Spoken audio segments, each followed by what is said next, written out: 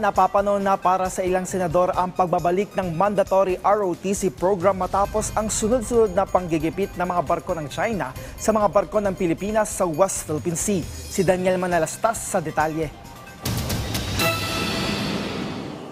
Sunod-sunod umano ang panggigipit ng mga barko ng China sa mga barko ng Pilipinas sa West Philippine Sea. Kahit na ang pakailang naman ay resupply mission. Ilang beses din nakunan ang delikadong pagkilos ng Beijing sa rehiyon.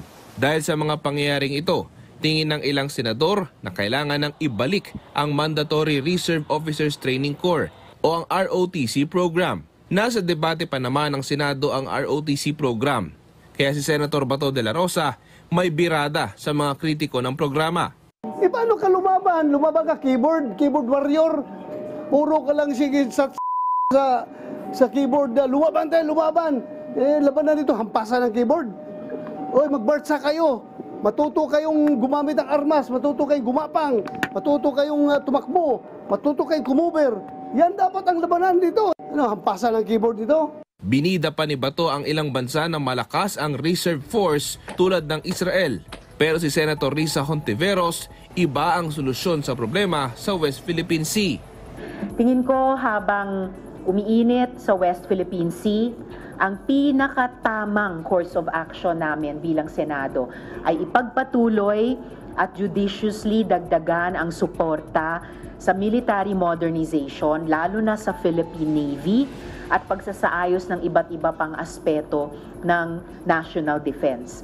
At hindi po gawing excuse yan, ang isang tingin ko hindi tamang policy direction na gawing mandatory ang ROTC. Oo, sige.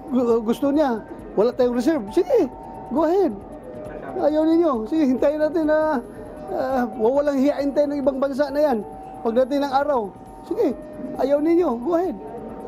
Make your day. Papakitang tao lang tayo. Lumaban tayo. Hindi natin po pwedeng walang hiyain tayo ng mga Chinese na yan. Pero hanggang rhetorics lang, walang action dahil ayaw mag-ROTC.